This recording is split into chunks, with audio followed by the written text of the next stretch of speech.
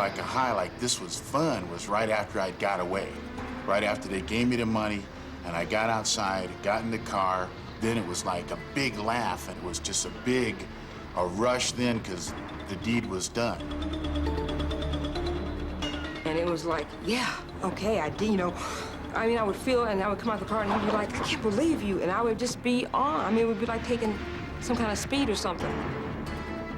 And I think it was the power behind it, that I had more power than the girls my age, the guys my age, and the people that I had grown up with. And I think that's what it is. I never really thought about it, but that has to be it. Yeah. I had common sense. I wouldn't feel no good about breaking in somebody's house, taking their shit, but that's that drug in me saying, now how you feel now? Now take this to the dope man and get yours. And when I went there with him, my chest was stuck out and said, hey man, look, I got what you need. Give me my drugs now. Then I go off into a corner like some rat and fill on this corner and get to doing my drug. When it's all gone, my mind just drops to the bottom of my feet because I don't have nothing.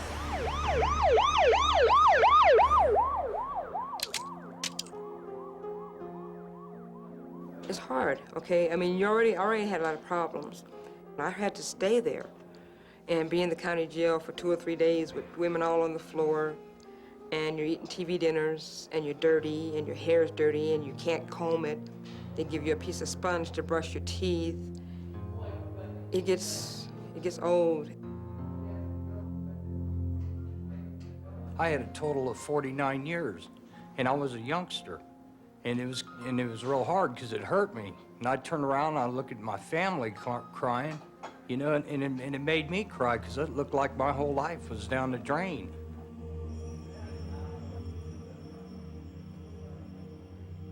And so you just push it aside, and then in moments when you're reflective, like maybe at night in your cell, or just when you're alone and you think, you know, what's really the cost of this stuff? And I quit trusting everybody and just resort to every release to the same behavior. And it's, you know, 20-some years. And I come to the realization that I'm gonna be here for the rest of my life if I don't change. Why do people return to prison again and again? It's a self-fulfilling kind of prophecy. I know I'm going to go back. It's only a matter of time, so why kid myself about it? A man who had served time for many years said this: you'd have to be crazy to come back here. And I'm not crazy. So why do I keep coming back? What brings people back, time after time? One man has devoted a lifetime to finding answers, working with people who want to change, repeat offenders and those at risk of becoming offenders. Dr. Stanton Saminow works to help people change their lives. His work is known in many countries because it shows us clearly that what we do begins with the thoughts in our minds. Every one of us carries a certain set of thoughts, a way of seeing ourselves in the world, and our thoughts turn into actions and become our lives.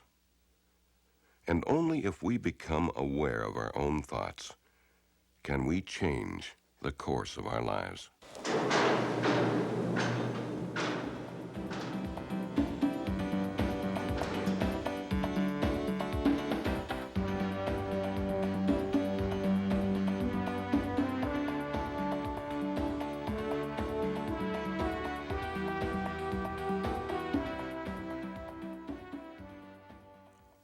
In two separate institutions, men and women serving time met with Dr. Saminow.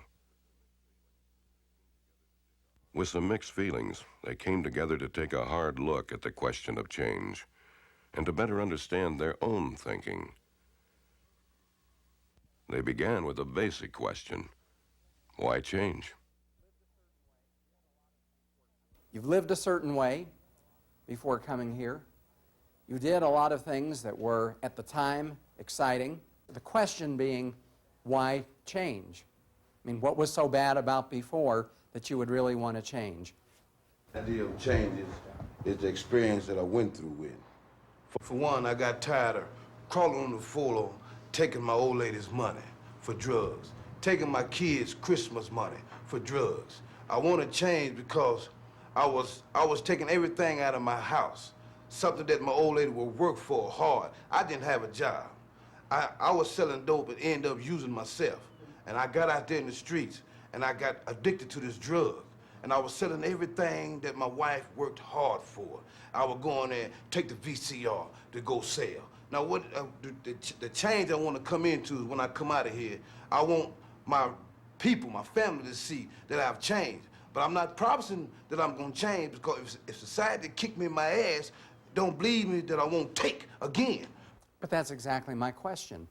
Why change? You'd make your resolution, you'd decide to do something different, then you'd go back to that life. Why change? I'd just like to invite you over to Cell House 1 to spend about 30 days in my 12 by 15 concrete block with me. You asked the question, why change? I feel why change because I want to change and I have to change. Because if I don't change the way I was going, which is the road to self-destruction, this may be my only chance to change. Well, wait a minute. If you don't change, then what? It could be death by anything, overdose, gunned down doing a dope deal. It can be anything. Fair enough. Let's move to the gentleman in back. Change for me is like life and death. I've been so miserable all my life, and drinking and robbing and beating people up and maiming people. You know, it's very important to me to change. That's why I've took an animal so much to make this change. Because, you know, I'm tired of going to jail, being on the police plotter, police looking for me, hurting people. You know, it's just, there comes a time in life you have to just want to change. And this is the time for me. I'm not getting any younger. And I see other guys that, I've talked to guys that got life sentences, 90 years, 100 years, whatever. And I knew these guys on the streets. And they weren't as bad as I thought I was. You know, so that made me realize I was really a bad guy. I know I value my family, my children, my loved ones, you know, and I'm tired of my wife coming down to this prison year after year after year to see me.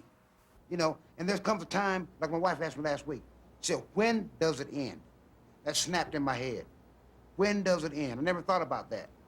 It's like the dog chasing his tail around all the time. Somebody's either gonna tell him, hey, that's really stupid, or he's gonna figure it out sooner or later. And for me, the change was, why it changed was because I got tired of supporting all the bullshit for the wrong reasons.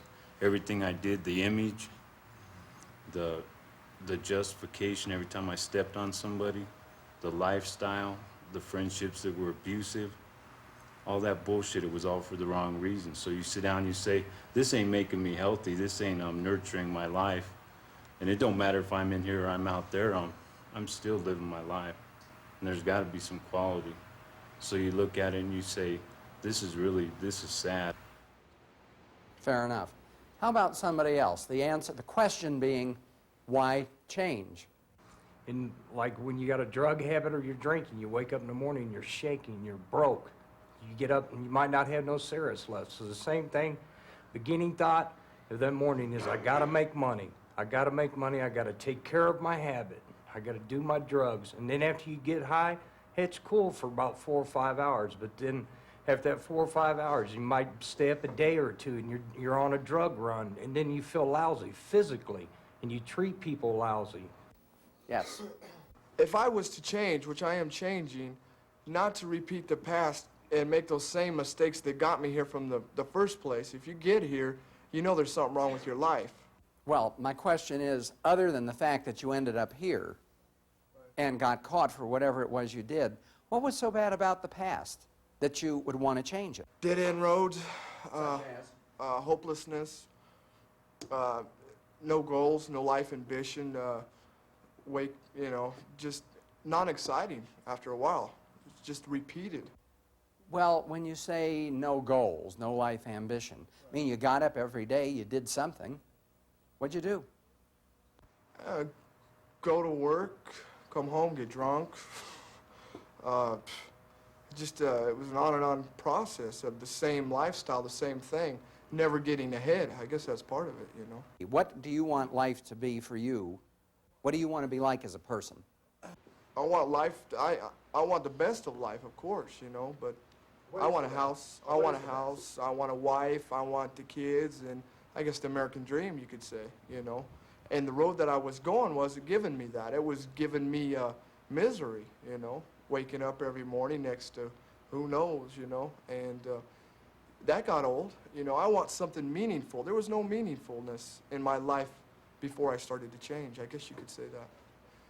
And plus, I'm not getting any younger, like, you know, the guy back here was saying. We've been doing time for years, you know. There's a couple of us in here. And I think it's just come to the point where it's saying, hey, this ain't the life we want. We need to get something else.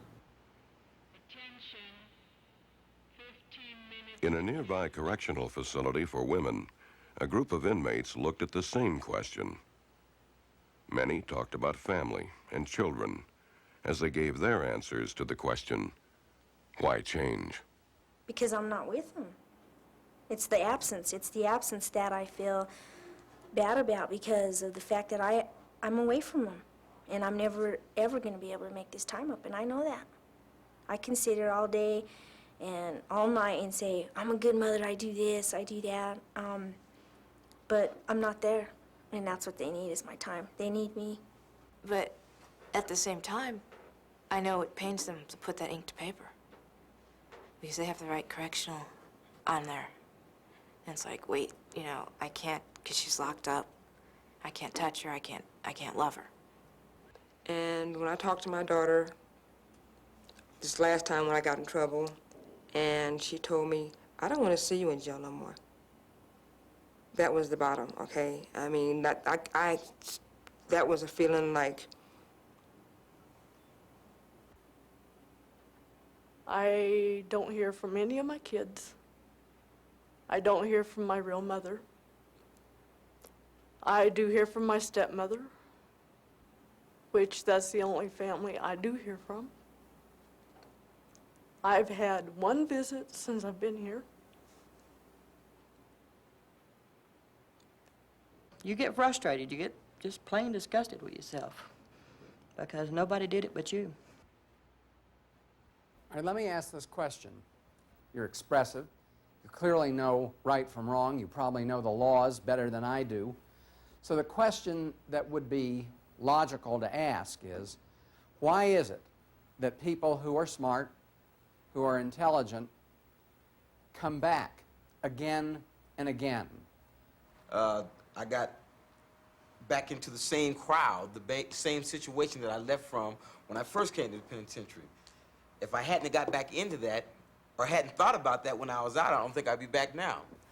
Even though I'm an intelligent person, I still was thinking the same way I was when I first got arrested. And when you think the same, you go back and you do the same things again. As simple as that. So what you're saying, and don't let me, well, I know you won't let me put words in your mouth, that it has to do with the way you were thinking. Yeah, it was my thinking, because I went out with the same thinking pattern that I came in with. I thought that I could go out and do the same things and not be involved in the same situation, which is, it doesn't work that way. Well, it's all revolves around how you think, how you see yourself. Once you come to the conclusion that you can't change, that this is truly you, this is what you do, your whole purpose in life is to serve as a bad example, you will live up to those expectations. So if somebody wants to change, how do they change? Well, one very important part of change is to pay attention to your thinking, because what you do really is a result of the way that you think. There are certain mistakes that we make in our thinking, what I call errors of thinking. Some of you volunteered to be interviewed on camera so that what we could do would be to put the interview up on the screen. The purpose was not to put you on the hot spot, but so that you could look at the tape yourself, almost like looking in a mirror.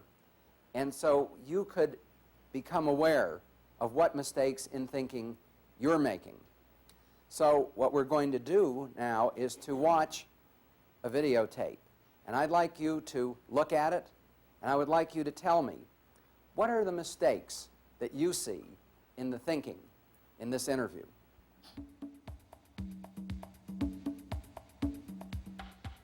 Dennis, how do you happen to be here at this institution? Oh, I was sentenced to the Department of Corrections for second-degree murder. How many years do you have? I've presently got in 14 and a half years total incarceration. And how long do you have as a total sentence? 30 to 40. Can you give me, in a short answer, what the motive was for you to commit murder? Anger. A lot of frustration and a lot of anger that has built up from childhood. From childhood because of what? A lot of neglect, a lot of deprivation of, say, love and, you know, parent caring. I was really hyperactive and kind of out of control. Getting in trouble, going around the neighborhood and wreaking havoc. How old? I was 7, 8, and 9 years of age. And it had gotten to the point to where my stepfather had sent me to a foster home. And when you were in the foster home, did the wreaking havoc continue? Yeah, it got worse. And so if we looked at your whole life, it was a pattern where it got worse and worse and worse. Yeah. And ended up in murder. Could you explain that more for me? Well, as a child, when I wanted to share the affections that I had to my father or stepfather, I was turned away. And that built frustration within me, and I really felt rejected and neglected as a child to a parent when I would see my friends and their parents react in a parent-child situation that I wanted to be in, and that really frustrated me that I couldn't share the same affections with my father. So you took it out on the rest of the world, is what you're saying? That's true.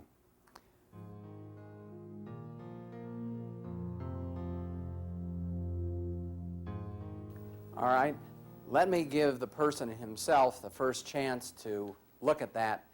And as you are watching yourself on that screen, is there anything that you have to say about any possible mistake in your thinking? The person would have a tendency to grow up in a self-made value system, which would be real distorted. What I see is he's kind of feeling sorry for himself, and he's justifying the murder that he committed. To say there's only one thing that can justify murder. One thing and one thing only. There is nothing else, and that's self-defense. That's the onlyest thing. That's the onlyest exception. There's no other way out. That's the only exception. It's self-defense. Sometimes, you know, that anger can make you forget about common sense. You know, it could take it away. And sometimes you just can't help yourself. I think he is a victim. Granted that he may well have been a victim as a child, that is, a victim of neglect, maybe a victim of abuse. But my question is not to dispute that, but what does that have to do with an adult male committing homicide? First of all, I want to understand, I was here on a murder conviction also. He's trying to justify what he did. There's no justification for it, because once you take a life, you cannot put it back. You can steal a person's property later on, you know, to make amends. They make you pay restitution. That takes care of it. But once you take a life, you cannot replace it. So there's no justification. That's the bottom line for it. This man is saying, I was abused, I was neglected, I was angry at my parents, I was angry at the world, and therefore, at least as I'm hearing it, as an angry person, I committed an angry act, the most heinous or extreme of angry acts, murder. That I was physically and mentally abused as well, neglected and so forth. And there came a point in my time, and I was blaming this on my parents, my actions and little cases that I've copped on while I've been abused and so forth. But there came a point in time that I had to say, no, you know, I can't no longer blame this on my folks. I got to take responsibility for my own actions because my mom and dad ain't doing the time. I'm doing the time. It's me who's got me here, and me who's got to get me out. I've been in situations where I was going to actually kill somebody. But I was abused to a degree by my father, I mean, very extensively, as a child. Love wasn't there, you know. Nurturing wasn't there from my father, which I really sought, because I favored my father a lot, and I'm a junior, and all that. So when I had this particular individual in a situation, I was going to kill him. No doubt about it, I was going to kill him. And I thought about it. Something just came across me. I thought about it, you know. Now, all this anger also was there. You know, at the back of my mind somewhere, this, that, the love, the past, whatever, you know. All that was there. Don't kill this guy. I looked at this guy, nice jewelry on, brand new Porsche, Caucasian. I grew up in Georgia to a degree. A lot of prejudice, seen a lot of prejudice, black and white. That cat was a factor, killing this guy. And something clicked in my mind. I began to wake up to a degree. I couldn't do it. There was no excuse for it. There are people who are abused by parents who are themselves criminals. I mean, there are some pretty terrible parents out there.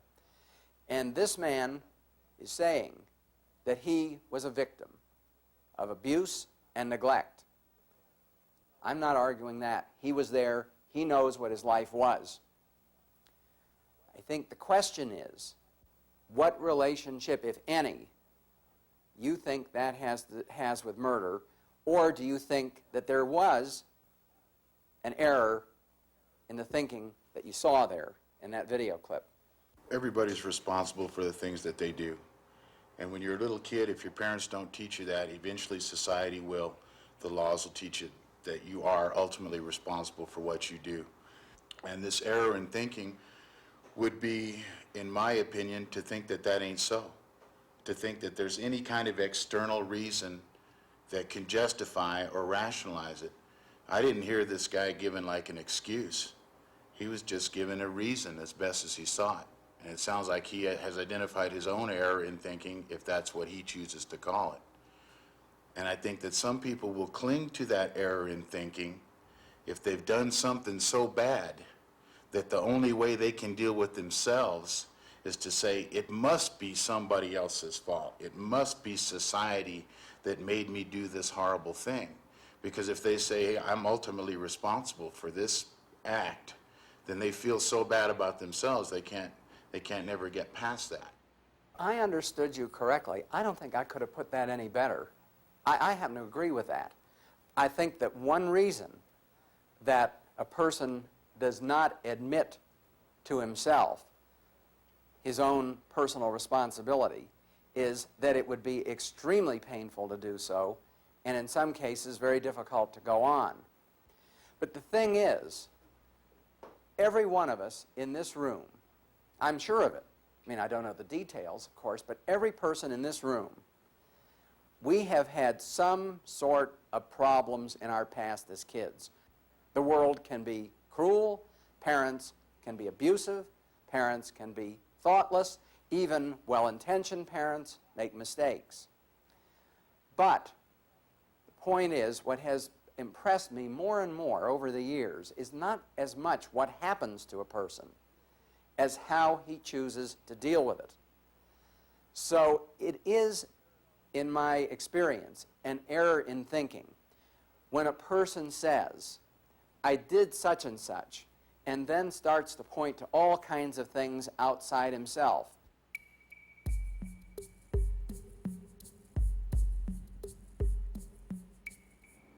I'm here behind a relationship, a bad relationship. I do believe that if I'd have got the nurturing as a child to develop right, my thinking would have been different. Blaming my problems on the white man. White man did this, white man did that. I didn't have no dad or no oldest brother to show me right from wrong. Because I didn't really have no love in my family. Feeling sorry for myself, I reflect back on my mother. Oh, my poor dear mother, this, that, the other. My father this, my father that. He never taught me this. He never took time to do that for me. And I'm feeling sorry for myself. That's all it was. Self-pity. You know, it's just self-pity. Now, all of these problems exist, heaven knows.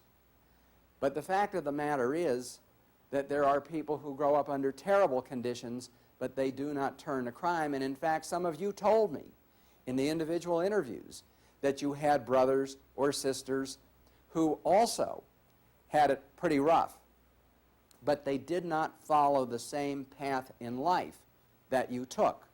Now, some of you have brothers or sisters who did, but again, there were choices that were made along the line. So the error in thinking, as I see it, and particularly this is important when it comes to change, thinking of ourselves as victims and presenting ourselves to other people as victims. That is what I see as the core of that thinking error. Many of us have been victimized, but blaming others for our actions makes us feel helpless. We lose the power to change. In a single statement from another video clip, they looked at another form of the same error. I'm a victim of my substance abuse. So what would happen to conscience under drugs? What happens to my conscience? Yeah. Well, I tell you, when you do a load of cocaine in your arm, the last thing in the world you're worried about is ethics and morals. Are there things that you did on drugs that you would not have done if you weren't using drugs? Oh, yes. For example? Stealing, lying to people, cheating, just things that that are not part of my makeup. Explain what you mean when you say things that are not part of my makeup. I've just never done those things sober.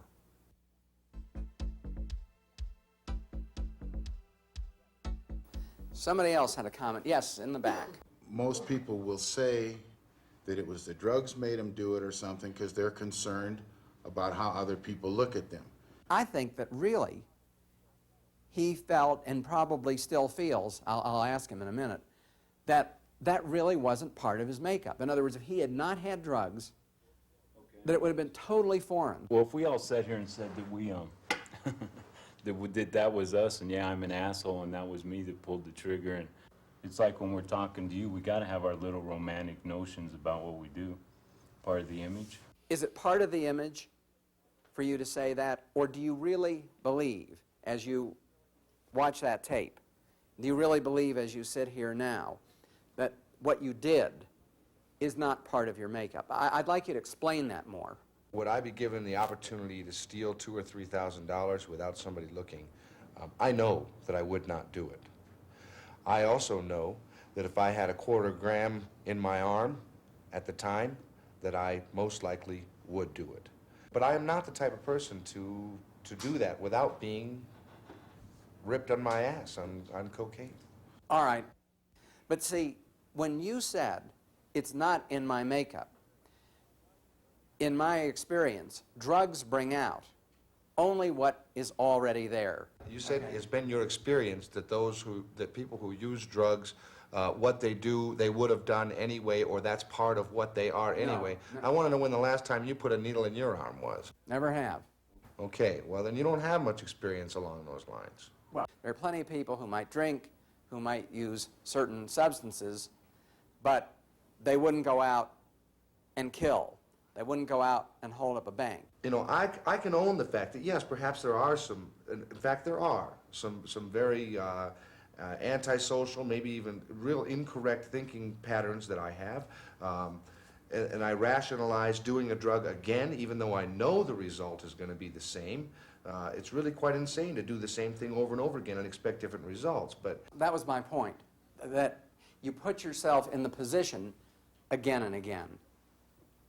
by using the drugs and hoping, I think, as you said with your own words, that there might be a different outcome. Yes, but I can't help but feel that I'm being called a cheat and a thief and a liar, which are the three things that I said are not part of my makeup.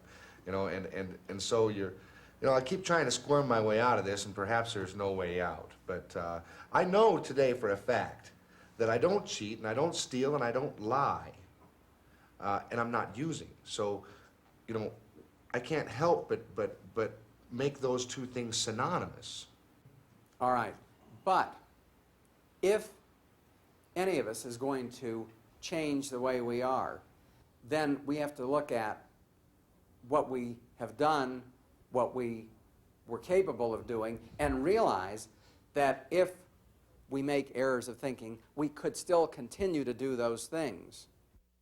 The obstacle to recovery would be if you're lying to yourself. You can lie to everybody else. You can lie to you can lie to Bassard, you can lie to the board, whatever, but you can't get better if you keep on lying to yourself. I guess I'm not understanding, I'm not owning up to the fact that it's my decision and my responsibility from the very beginning in the first place, whether to get high. Knowing that I'm going to make all of these irrational decisions, these things that are going to hurt other people, if I get high, and then going ahead and getting high anyway, that's what I'm doing wrong. Rather like looking in the mirror. So you see what you're saying and how you're thinking. I completely neglected the fact that I was the one that chose to put the dope in my arm in the first place. Think about it. Have any of you ever made such statements, whether using drugs or not using drugs, done something and then said, well, this is not part of me. This is not me. It means the crimes I've committed and things I've done wrong. I've always justified it by saying, later on, days later, that wasn't me. I'm not that kind of individual. Well, of course it was me. It's part of my makeup. I did it, you know, so it had to be me. It was me. One of the reasons that I drank and took drugs was for the simple fact of running and hiding from my emotions. And instead of having to face the reality of my actions, I buried them in a substance. Yes, and if we continue to think, I think a bottom line of this is that if we continue to think of ourselves as victims, change is impossible, absolutely impossible, because we're always going to be thinking about what happened to us, what somebody else did to us or didn't do for us, and we never start to look at ourselves. If we remain a victim, we feel helpless, with no power to change. When we take responsibility for our actions, we take control of our lives. We gain the power to change. And what we have to do, and I mean myself too, any of us who wants to change, we have to look in the mirror and see some things about ourselves that aren't too pretty. I don't believe I'm a victim of circumstances because of the fact that I believe that we are all responsible for our actions. Does that mean you made some bad choices? Well, yeah, definitely, I did. Right. One bad choice, how I ended up here, and that one bad choice came from a lot of bad choices that I made. That is then the beginning. And you have to feel bad about yourself. Not forever and ever, though, but as a beginning.